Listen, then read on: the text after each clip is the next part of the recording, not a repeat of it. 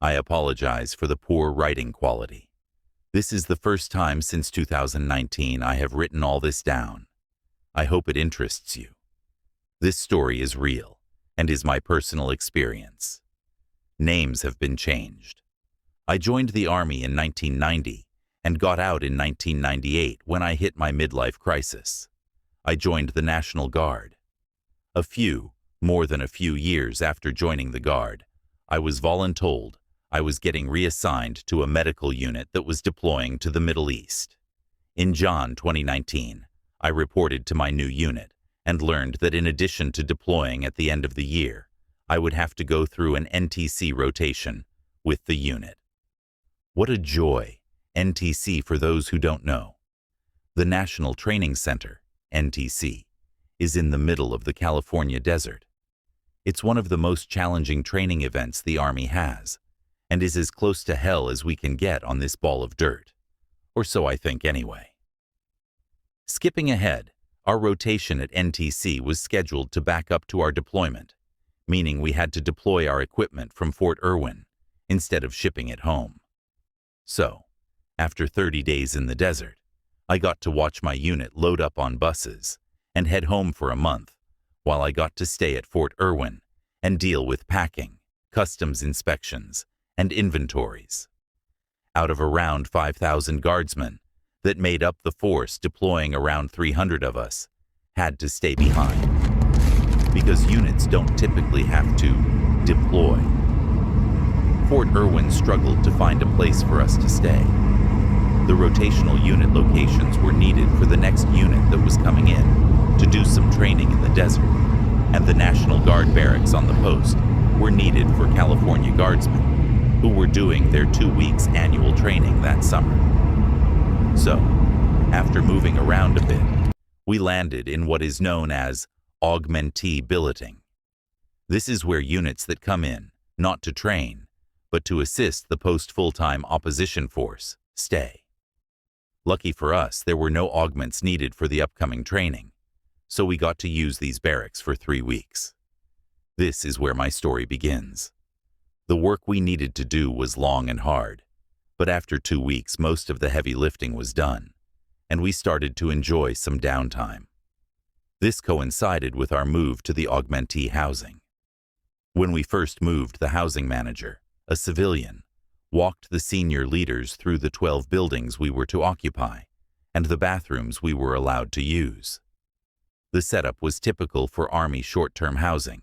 Each building had 2 sides with bunk beds from front to back. The 12 buildings we occupied, along with some others, were arranged in a square, with large bathrooms and open shelters for a meeting, eating, etc. in the area behind the buildings. Each unit had its buildings, and my unit had the one the furthest from the assigned male bathroom. This was odd because directly behind our building was a male bathroom, but it was locked, and it was not on the list to be assigned to us. Being older, I asked the housing manager we could get that one assigned as well.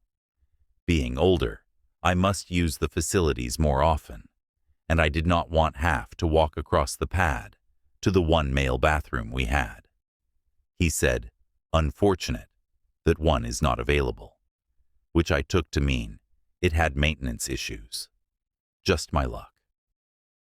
Fast forward a few days, and I was coming back from dinner with my team in Barstow, CA.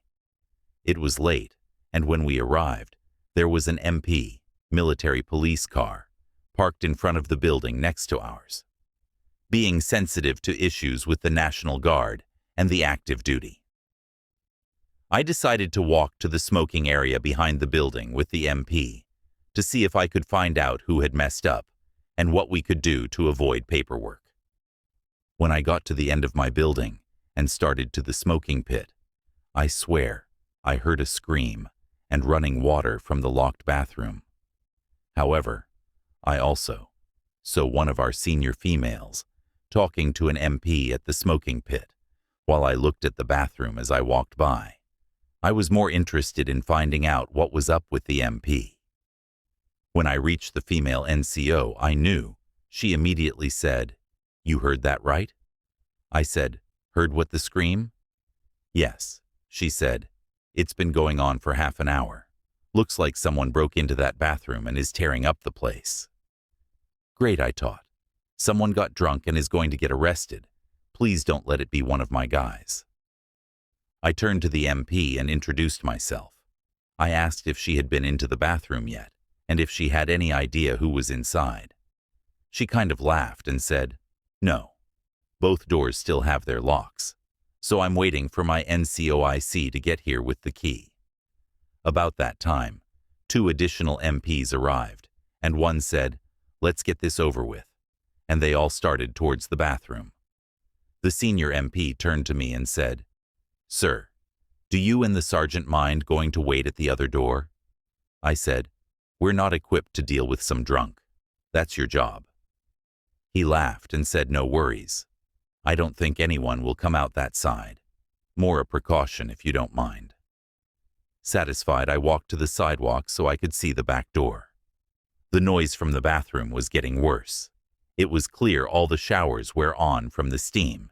You could hear toilets flushing, and what I assume was stall doors banging. The MPs gave me a thumbs up as they went to unlock the padlock on the door. Suddenly, and I presumed when they opened the door, all the noise stopped. All we could hear was the water running, and then the MPs giving the military policy yell as they entered.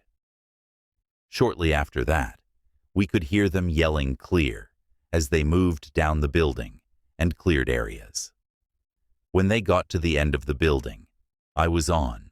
They started turning off the showers and moving back towards the other door. I went to the front door wanting to see who they brought out. As they came out, the senior guy told his subordinates to make sure power was off and lock up. He asked me and Pryler, the master sergeant who had originally called in the disturbance, to walk with him. When we go back to the smoking area, he said, "We didn't find anyone inside." I was indigent. Clearly someone had been in the bathroom, and I said that, impossible. He held his hands up and said, "Sir, this is not the first time this has happened. Every few months we get calls that someone is messing around over here. When we get here, we search and clear the building and find nothing but running showers, and if the bathroom has supplies, they will be thrown all over. But we never find anyone inside. I don't have an explanation for it, but from what I understand, this has been going on for years. There is a standing order that no MPs go into that bathroom alone, and at least one of the MPs doing a search must be male." "What the F?" I said. "Why is that?" He said he was not sure, but from what he had heard, a female MP had had unexplained injuries when she searched the bathroom alone. In my mind, I said this is bullshit, just the active army messing with the guard again. The MPs left, and MSG Pryler and I talked for a bit. She was originally from Louisiana and joined the NC Guard when she got out of the Army at Eft Bragg. I told her I thought this was a bullshit prank by the MPs. She was not so sure. She said she thought it was supernatural. I was not convinced. 3 additional times during our stay, people reported hearing noises, screaming, and running water from that building. Each time the response was the same.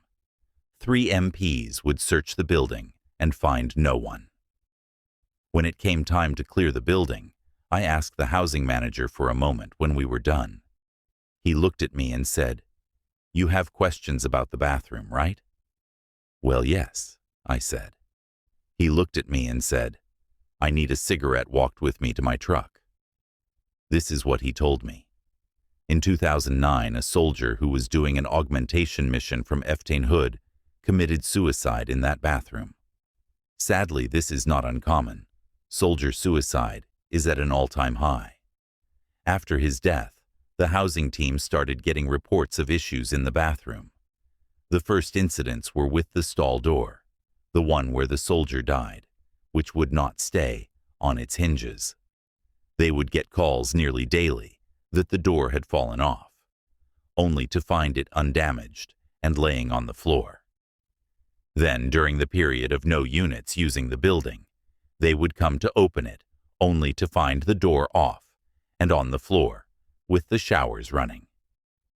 A few years later, he said the MPs started getting calls. Some were screams and yelling in the bathroom. Some were of people being punched while showering, etc. In 2012, the building maintenance team and the MPs decided to leave the building locked. While it took one bathroom away, it was not worth the constant hassle of dealing with the calls. That's when the "someone is trashing the bathroom" calls started. Early on, MPs would get the key and search the building, turn off the showers, and lock it back up. However, one night, a female MP got the call. She arrived, went in, and was beaten, somewhat badly. After a long investigation, no one was ever charged with her assault. The MP herself said she did not see her attacker, but that punches came from all directions. This is when the unofficial policy of 3 MPs and at least one male on the team started. He looked at me and said, "Sir, I don't believe in spooks and stuff, but whatever is in there, it scares me." I'll be honest, whatever is in there scares me too.